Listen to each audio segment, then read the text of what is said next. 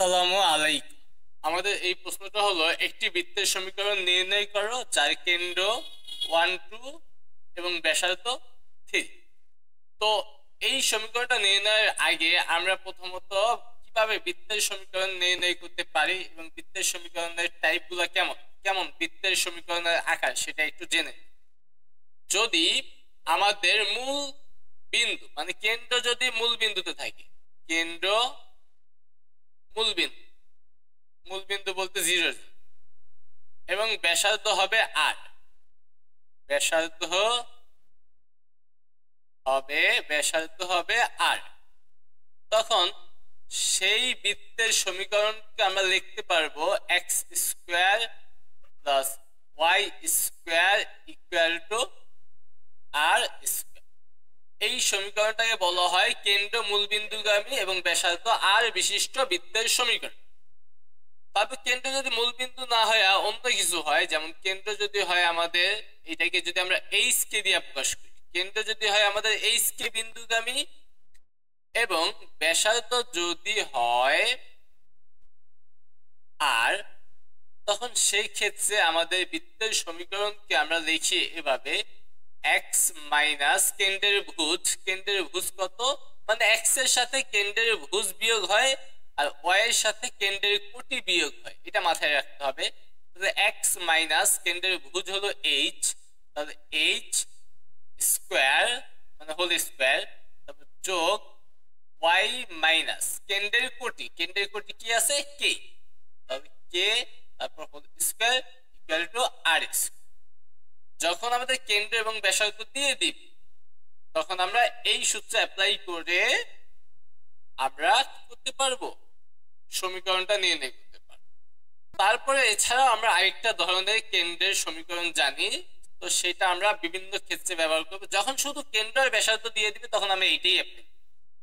যখন আমাদের একটা বৃত্তের সমীকরণে বলবে যে এই বিন্দুগামী ওই বিন্দুগামী বা কিছু শর্ত দিয়ে দিবে, তখন আমরা একটা বৃত্তের আদর্শ সমীকরণের সাথে তুলনা করব।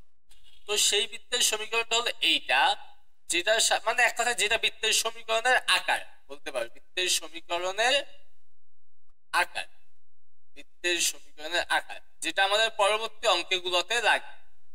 তো এইটা আমরা লিখে নেই বৃত্তের সমীকরণের আকারগুলো কেমন হয়, বা এইটাকে যদি সমাধান করি তো তাহলেও এটা তো বৃত্তের সমীকরণ, এটার আকারটা কেমন হবে সেইটা হবে, সেই বৃত্তের সমীকরণের আকার হয় সব সময় এক্স স্কোয়ার যোগ ওয়াই স্কোয়ার যোগ 2gx plus 2fy plus c equal to 0।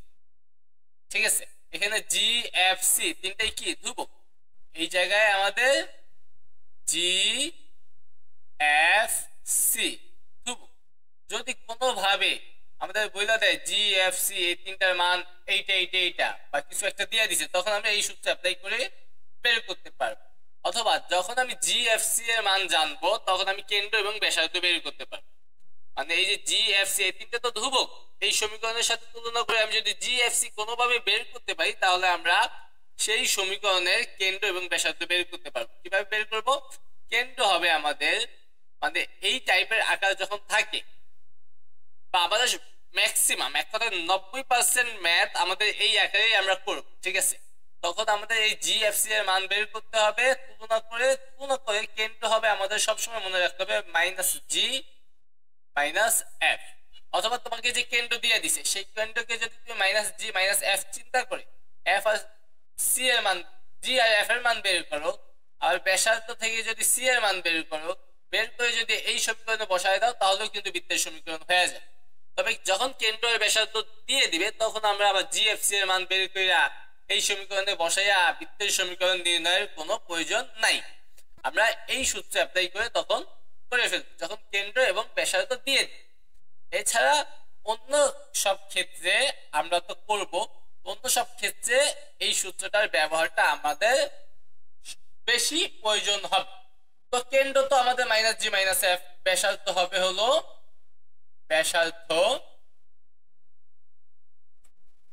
ব্যাসার্ধ হইলো আমাদের, ব্যাসার্ধকে সাধারণত আর দিয়ে প্রকাশ করতে পারো, তো ব্যাসার্ধ বের করার শর্ত যে জিএফসি দিয়া সেটা হবে √g² যোগ f² মাইনাস c। তো এখানে জিএফসি এর মান বসাইলে তারপরে এই এক কথা এই রাশিটায় মান বসাইলে আমি ব্যাসার্ধের মান পাই, যা হবে সেটাই ব্যাসার্ধ। তো আমাদের আপাতত এই কয়টা সূত্র একটু মাথায় রাখতে হবে, তারপরে আমি যে যে টাইপের অঙ্ক করব তার সাথে যে সূত্র লাগবে সেটা তো আমরা বলে দিবই। তো আশা করি আমরা এই সূত্রগুলো জানি। তো আমাদের এক নম্বর প্রশ্নটা, একটি বৃত্তের সমীকরণ নির্ণয় করো যার কেন্দ্র দিয়ে দিছে 1 2 এবং ব্যাসার্ধ হলো 3। মানে কেন্দ্র দিয়ে দিছে এবং ব্যাসার্ধ দিয়ে দিছে, তাহলে অবশ্যই আমাদের কেন্দ্র তো মূল বিন্দু না, তাহলে কেন্দ্র যে কোনো বিন্দু আর কি। তখন আমি কি করব, এই সূত্রটা অ্যাপ্লাই, ঠিক আছে, x মাইনাস কেন্দ্রের ভুজ স্কয়ার যোগ y মাইনাস কেন্দ্রের কোটি হোল স্কয়ার ইকুয়াল টু ব্যাসার্ধ s।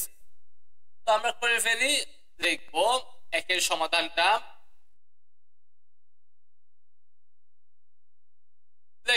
কেন্দ্র 1 2 এবং ব্যাসার্ধ 3 বিশিষ্ট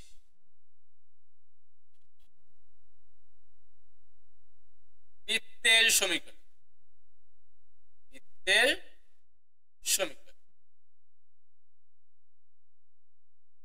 যখন কেন্দ্র এবং ব্যাসার্ধ থাকবে তখন আমাদের বৃত্তের সমীকরণটা হয় এমন, x মাইনাস কেন্দ্রের ভুজ কত 1, তারপর হোল স্কয়ার, তারপর যোগ y মাইনাস কেন্দ্রের কোটি কত আছে 2 হোল স্কয়ার ইকুয়াল টু ব্যাসার্ধ স্কয়ার, ব্যাসার্ধ কত 3, তাহলে 3। তো আমরা এখানেও অ্যান্সার দিয়ে দিতে পারি, তবে এখানে আমরা অ্যান্সার না দিয়ে একটু ক্যালকুলেশন করে নিব। যেমন এইটাকে আমরা a মাইনাস b হোল স্কয়ারের সূত্রে অ্যাপ্লাই করব, তাহলে a মাইনাস b হোল স্কয়ারের সূত্রে অ্যাপ্লাই করতে হবে এখানে x square minus 2x plus 1 a square minus 2ab plus b square. তারপর এই যে y মাইনাস 2 হোল স্কয়ার, এটাকেও আমরা a মাইনাস b হোল স্কয়ারের সূত্রে অ্যাপ্লাই করব, যেখানে হবে y square minus 4x plus 4, তবে ইকুয়াল টু এখানে আছে কত 3 স্কয়ার মানে 9। তারপর এটাকে আমরা একটু সাজায় গুছায় লিখতে পারি, যেমন x স্কয়ার লিখলাম, তারপর y স্কয়ার লিখি, তারপর মাইনাস 2x লিখি, তারপর এখানে y x না 4x না, এটা হবে 4y মাইনাস 4y আর কি, মাইনাস 4y 3 1 4 আর 1 মানে 5, আর এই 9টাকে এই পাশে পাঠাইলে মাইনাস 9 ইকুয়াল টু 0। আরেকটা লাইন লিখবো, আমরা একটা এইখানেই লিখতে পারতাম, তবুও আমরা ভাঙা করতেছি, x স্কয়ার যোগ y square minus 2x minus 4y, এই দুটো ক্যালকুলেশন করতে হবে মাইনাস 4 ইকুয়াল টু 0। তো যাহা নির্ণয় বৃত্তের সমীকরণ লিখে দিব। আর কিছু করা যায়? আর কিছু করা যায় না। যা নির্ণয়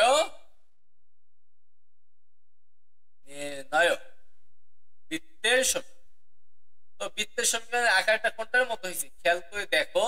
আমরা যে বলছিলাম বৃত্তের সমীকরণের আকার x square plus y square plus 2gx plus 2fy plus c equal to 0। তো আমাদের কিন্তু এটা সেই টাইপের আকার ধারণ করছে। তো আমাদের পরবর্তী অঙ্কে সেই সূত্রের ব্যবহার তোমরা উপলব্ধি করতে পারবে। তো আশা করি তোমরা এই প্রশ্নের সমাধানটা বুঝতে পারছো।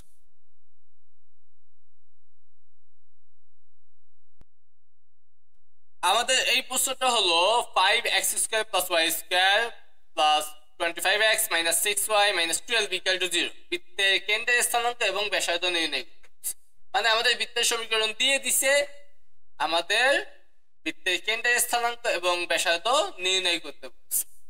তো এইটা কিন্তু আমাদের দেখো কিভাবে করি, দেখো দেওয়া আছে যে বৃত্তের সমীকরণটা আছে সেটা আমরা লিখে নেই। দেওয়া আছে 5 তারপর ব্র্যাকেট ইউজ করে x square plus y square, তারপর আছে 25x, তারপর আছে minus 6y minus 12 equal to 0। তবে এইবার বৃত্তের সমীকরণ দিয়ে দিছি, এইবার এইটাকে আমরা বৃত্তের সমীকরণের দুইটা আকার জানি। একটা হচ্ছে কেন্দ্র এবং ব্যাসার্ধ বিশিষ্ট আরেকটা হলো জিএফসি রিলেটেড। তো এই দুইটা যে আকারে তুমি নিতে পারো, কোনটায় নেওয়া তোমার জন্য সুবিধাজনক তুমি কিন্তু দেখেই বুঝতে পারছো হালকা করে। তো সেই আকারে নিয়ে আমরা কিন্তু কেন্দ্র এবং ব্যাসার্ধ নির্ণয় করি। তো আমরা ম্যাক্সিমাম টাইম, এক কথায় কি বলে 95% টাইমই আমরা করি কি, যে এইটাকে সহজেই আমরা ওই যে x minus h whole square plus y minus k whole square equal to r square, ওই আকার ধারণ করানো একটু কঠিন। আমাদের যে আরেকটা সমীকরণ আছে x square plus y square plus 2gx plus 2fy plus c equal to 0, ওইটার আকার ধারণ করানো সহজ। মানে এটাকে সমাধান করলেই ওইটার আকার ধারণ হয়ে যায়। আর ওইটার আকার ধারণ করাইলেই কিন্তু আমরা বৃত্তের কেন্দ্রের স্থানাঙ্ক আর ব্যাসার্ধ সহজেই নির্ণয় করতে পারি। তো আমরা সেইভাবেই করব। আমরা কি করব, প্রথমে এখানে 5 দিয়ে গুণ করে দিব। তো 5 দিয়ে গুণ করলে এখানে হবে 5x স্কয়ার 5y স্কয়ার, এখানে যা আছে তাই থাকবে, 6y মাইনাস 12 ইকুয়াল টু। এখন খেয়াল করে দেখবা আমাদের যে বৃত্তের সমীকরণ আমরা দেখছিলাম সেখানে x এর সহগ মানে x স্কয়ারের সহগ আর y এর সহগ y স্কয়ারের সহগ ছিল 1, এখানে আছে 5। তো এখানে 5 রাখা যাবে না, তাহলে x স্কয়ারের সহগ আর y স্কয়ারের সহগ আমাদের 1 বানায় ফেলতে হবে। তাহলে আর সবসময় এই দুইটা সহগ সেম থাকে। যদিও আমাদের 1 না থেকে অন্য কিছু থাকে তাহলে কিন্তু আমাদের সেম থাকে, সেম না থাকলে এটা বৃত্তের সমীকরণ না। ঠিক আছে, তো এখানে দুইটা সহগ সেম আছে যেহেতু, তার মানে আমরা বলতে পারবো এটা একটা বৃত্তের সমীকরণ। দুইটাকে যেহেতু 5 আছে সহগ, তাহলে আমরা 5 দিয়ে সবাইকে ভাগ করব। মানে প্রথম টার্গেট হলো x স্কয়ারের সহগ আর y স্কয়ারের সহগ 1 বানানো। তো 5 দিয়ে ভাগ করলে আমাদের কি হয়, এটাকে 5 দিয়ে ভাগ করলে হবে x স্কয়ার, এটাকে 5 দিয়ে ভাগ করলে হবে y স্কয়ার। শুধু এই দুইটাকে তো ভাগ করবো না, সবাইকে আমরা 5 দিয়ে ভাগ করব। তো এইটাকে 5 দিয়ে ভাগ করলে হবে 5x, এইটাকে 5 দিয়ে ভাগ করলে হবে 6 ডিভাইডেড বাই 5y, তো মাইনাস এইটাকে 5 দিয়ে ভাগ করলে হবে 12 ডিভাইডেড বাই 5 ইকুয়াল টু 0। তো আমরা সবাইকে 5 দিয়ে ভাগ করলাম কারণ আমাদের x স্কয়ার এবং y স্কয়ারের সহগ 1 বানানো প্রয়োজন। তারপরে আমরা যেহেতু সূত্রের আকার ধারণ করাইতেছি কোনটার, x square plus y square plus 2gx plus 2fy plus c, এই সূত্রের আকার ধারণ করাইতেছি, তাহলে এই দুইটা আমাদের সেম থাকে। এখানে আমাদের 2gx বানাবো আমরা, সহজে বুঝো। তো প্রথমে আমরা একটা 2 গুণ করব এবং সাথে যে সংখ্যা থাকবে সেইটাকে 2 দিয়ে ভাগ করব। কারণ আমরা 2 দিয়ে গুণ করলাম 2 দিয়ে ভাগ করলাম, কোনো তো সমস্যা নেই, চাইলেই করতে পারি। আর যদি এই লাইন থেকে এই লাইনে যাইতে চাই তাহলে 2 আর 2 কাটা আগের অবস্থানে চলে যাবে, এখানে x তো থাকবে। 2 × 5/2x, মানে আমরা এক্সট্রা 2 গুণ করলাম, সাথে আমাদের যে সংখ্যাটা থাকবে সেটাকে আমরা 2 দিয়ে ভাগ করে দিই, তারপর x এর মতো থাকবে। এখানেও আমরা সেম কাজটা করব, আমরা আগে প্লাস ব্যবহার করব কারণ আমাদের সূত্রে প্লাস ছিল। এই মাইনাসের কাহিনী আমি পরে লিখতেছি, প্রথমে আমি একটা 2 দিব, তারপর কি করব আমি 2 দিয়ে ভাগ করব। 2 দিয়ে ভাগ করব তাকে, এই যে -6/5 আমি চাইলে লিখতে পারি -6/5 এর সাথে নিচে গুণ করা মানেই তো ভাগ করা, 5/5 এর সাথে 2 গুণ করলে 10, পরে কাটাকাটি তুমি চাইলে করতে পারো। আমরা কি করলাম, 2 দিয়ে গুণ করলাম এবং 2 দিয়ে ভাগ করলাম। 2 দিয়ে ভাগ করা মানে নিচে গুণ করা, কোনো কিছু ভাগ করা মানে কি নিচে গুণ করা। তো এই সংখ্যাটার সাথে যদি 2 দিয়ে ভাগ করি তাহলে কি হবে -6/10। ঠিক আছে, এখানে আমাদের মাইনাসটা আমরা এখানে ব্যবহার করছি কারণ এখানে আমাদের প্লাস চিহ্ন ব্যবহার করা লাগবে। আমরা 2 দিয়ে ভাগ করছি, সাথে 2 দিয়ে গুণ করলাম, আর এইটা যেমন আছে তেমনই থাকবে। এখানে প্লাস চিহ্ন ব্যবহার করে -12/5 দিই, কারণ এখানে আমাদের প্লাস চিহ্ন লাগে। তো আমরা 2 এর গুণিতক বানাইলাম। আমাদের মূল কথা হলো এই যে x এর সহগ যেটা আছে এটাকে 2 এর গুণিতক বানাইলাম, y এর সহগ যেটা আছে এটাকেও 2 এর গুণিতক বানাইলাম। এখানে তুমি ব্র্যাকেট ইউজ করতে পারো যেহেতু এখানে একটা মাইনাস আছে। এই দুইটা গুণ করে দেখবা এইটাই হয়ে যায়, এইটা প্লাস মাইনাস মিলে এইটাই হয়ে যায়। এইবার আমাদের কিন্তু সূত্রের আকার ধারণ হইল, কারণ আমাদের এই যে 2 এর গুণিতক বানাইছি এই দুইটাকে, কারণ হলো আমাদের যে সূত্রটা সেখানে 2 এর গুণিতক ছিল 2gx 2fy, এই জন্য আমরা কি করলাম এই দুইটাকে আমরা 2 এর গুণিতক বানাইলাম। এটাকে একটা নাম্বার দিব, 1 নাম্বার দিলাম। এবার লিখবো 1 নং কে আমরা যে আমাদের আদর্শ সমীকরণ বৃত্তের যে সমীকরণটা সেটার সাথে তুলনা করব।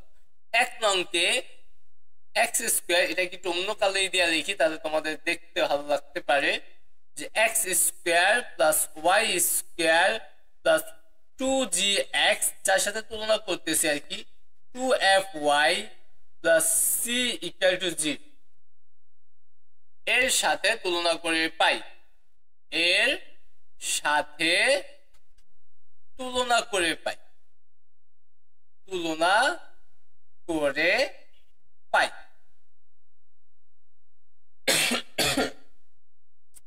তো আমাদের যখন তুলনা করবা দেখো এই এক্স এর জায়গায় এক্সই আছে, মানে যে এক্স চলকের কোনো পরিবর্তন হয় না, মাঝে মধ্যে পরিবর্তন হইতে পারে, আমরা যখন ঝামেলা টাইপ অঙ্ক করবো দেখবা সেখানে পরিবর্তন হবে। তারপরে দেখো এখানে 2 এর জায়গায় 2 আছে, এক্স এর জায়গায় এক্স আছে, জি এর জায়গায় কি আছে, জি এর জায়গায় আছে 5/2, তার মানে তুলনা করে আমি বলতে পারি জি ইকুয়াল টু 5/2।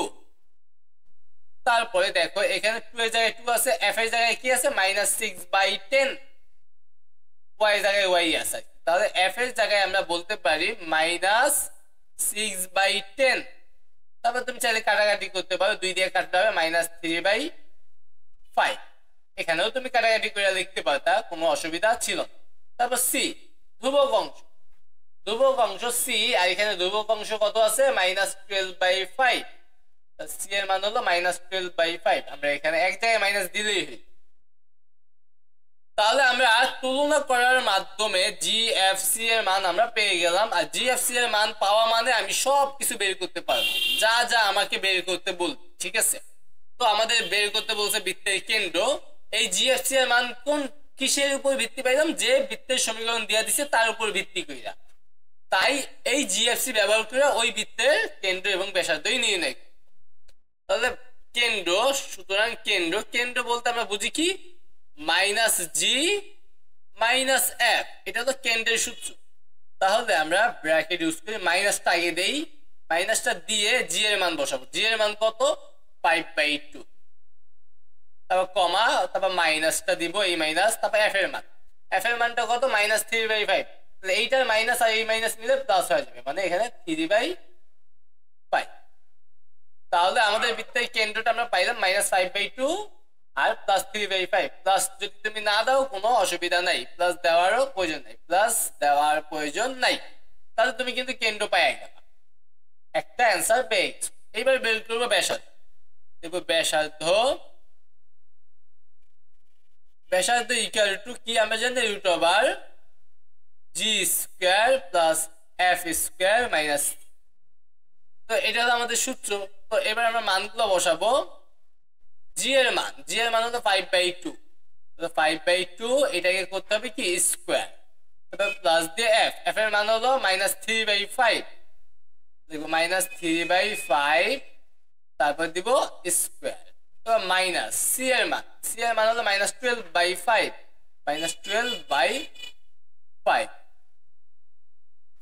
তারপর মানগুলো বসাইলাম। এবার এখানে যতটুকু ক্যালকুলেশন করা দরকার আমরা করে ফেলবো।